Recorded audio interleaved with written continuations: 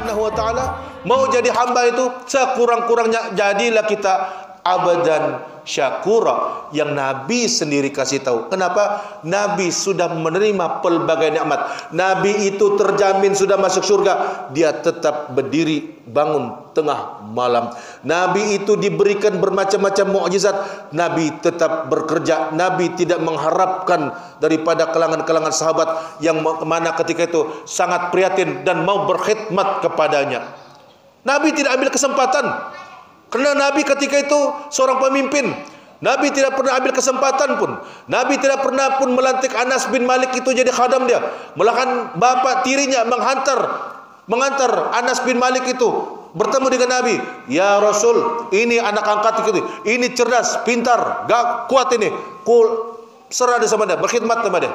10 tahun Anas bin Malik berkhidmat. Nabi tidak pernah beranggap pun Anas bin Malik itu dia punya khadam. Apa kata Anas bin Malik?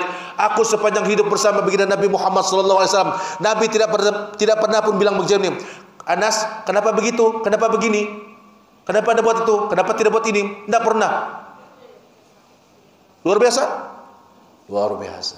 Amazing. Nabi ini jemaah. Dan yang jemaah, yang luar biasanya, Nabi diisrakan itu dari mana ke mana? Bermula daripada Masjidil Haram menuju Masjidil Aqsa di Palestina. Kita singkatkan, kita ambil pengejaran. Kenapa Allah perjalankan bermula daripada masjid ke masjid?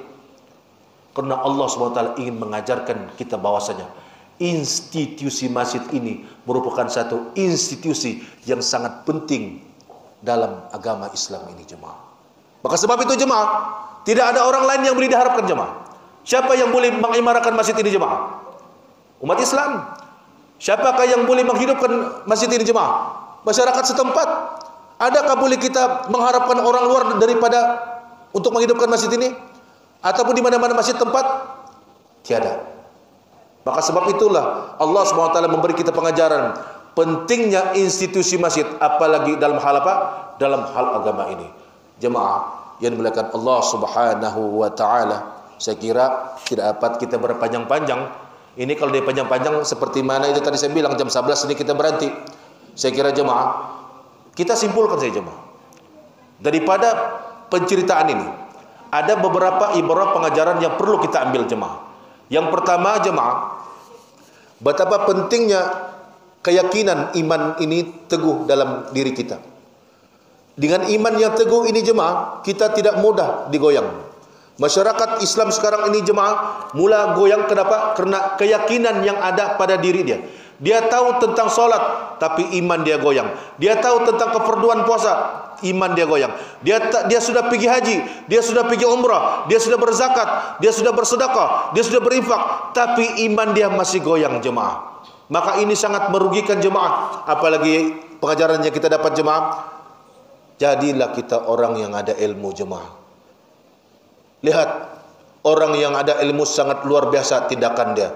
Yang ketiga jemaah, hidupkanlah institusi masjid jemaah. Hidupkan dengan institusi masjid ini untuk apa? Tidak lain tidak bukan untuk masyarakat jemaah. Alhamdulillah, saya difahamkan masjid ini ada kuliah-kuliah. Suburkan kuliah. Suburkan. Nah, kiralah tuan-tuan mau kuliah fiqh, tuan-tuan mau kuliah tentang akhlak. Imam Ghazali rahimahullah ta'ala itu jemaah. Kenapa saja Al-Imam Ghazali dia mengarang kitab Ihya Ulumuddin. Padahal pada saat itu berapa ramai para alim ulama. Kerana Al-Imam Ghazali sudah berfikir ketika itu. Berapa banyak para alim ulama hanya memperbahaskan tentang hukum hakam, sampai ada perpecahan, apalagi perpecahan berkenaan tentang mazhab, sehingga tidak ada akhlak, sehingga akhlak dijauhkan.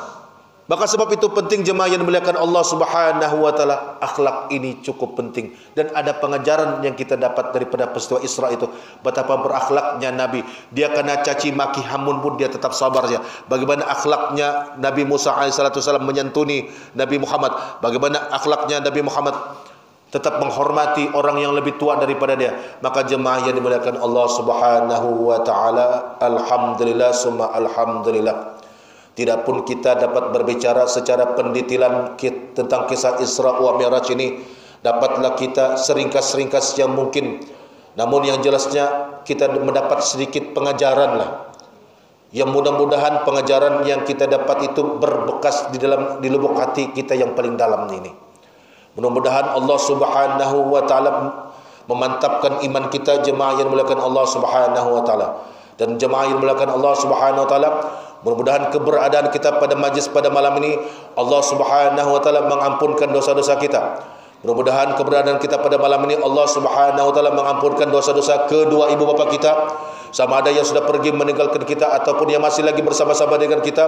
Mudah-mudahan Allah Subhanahu wa taala melembutkan hati kita. Mudah-mudahan Allah Subhanahu wa taala memberi kemenangan kepada saudara-saudara kita yang berada di Gaza, di Palestin. Mudah-mudahan Allah Subhanahu wa taala menetapkan iman kita, tidak membolak-balikkan iman kita. Mudah-mudahan Allah Subhanahu wa taala merahmati, memberi taufik dan hidayah kepada kita. Jemaah yang dimuliakan Allah Subhanahu wa taala, yang baik itu memang datangnya daripada Allah Subhanahu wa taala, yang buruk itu juga datang daripada Allah Subhanahu wa taala, namun asbab kelemahan saya. Mohon maaf jemaah yang dimuliakan Allah Subhanahu wa taala, wabil khusus yang hormat Dato, jika saya kasar bahasanya, jika saya kurang ilmu, tidak arif, ketahuilah saya ini bukanlah golongan arifin. Saya ini bukanlah golongan alim. Saya ini hanya sedikit penyampai, pemuda cara dalam hal-hal agama ini. Mudah-mudahan apa yang saya kongsikan ini memberi pengajaran kepada kita. Yang baik itu diambil, yang buruk itu tinggalkanlah, tuluk debang padas.